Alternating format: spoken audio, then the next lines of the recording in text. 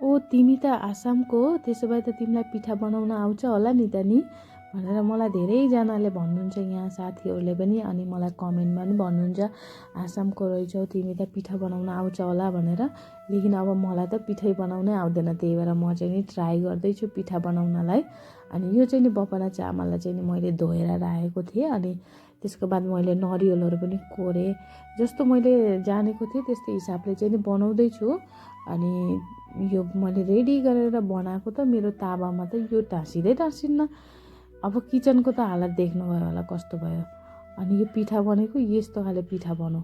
मैले चाहिँ नि अब दिदीलाई पनि बोलाएको थिएँ खानालाई, यति शरम लाग्यो दिदीको अगाडि त, ल पिठा बनाऊ, यस्तो एकदमै बनेन। अब हार खान त भएन, पिठा त बनेन। फेरि म आइडिया लगाएँ यसलाई चाहिँ नि इडली बनाउँछु भनेर इडली पिठा बनाएँ। यसलाई चाहिँ नि मजाले त्यो चामललाई चाहिँ नि एक गरेँ।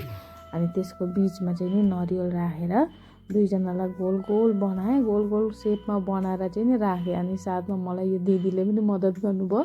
जसलाई मैले खाना बोलाएको थिएँ मेरो साथीलाई, उसले मद्दत गर्दै हुनुहुन्छ मलाई। अनि हामी चाहिँ नि दुईजनाले मिलेर अनि यो आइडिया लगायौँ फेरि।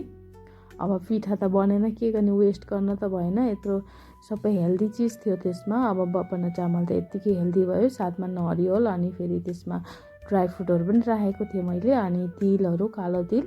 अनि त्यसको बाद चाहिँ नि मैले यस्तो बनाएको, यो चाहिँ नि इडली बनाउने भाँडो हो, यसमा बनाएको मैले यो कमसेकम यस्तो यो 5 मिनट 10 मिनट जस्तो राखेँ मैले यसलाई पकाउनलाई। त्यसको बाद चाहिँ नि यो यति राम्रो रेडी भयो, एकदमै फर्स्ट फुलेको थियो। अनि खाँदाखेरि पनि एकदमै टेस्टी, अनि बच्चाहरूलाई चाहिँ नि एकदमै हेल्दी हुन्छ। अब यो त अब हजुरहरूले चाहिँ नि ट्राई नगर्नु होला है गाइस।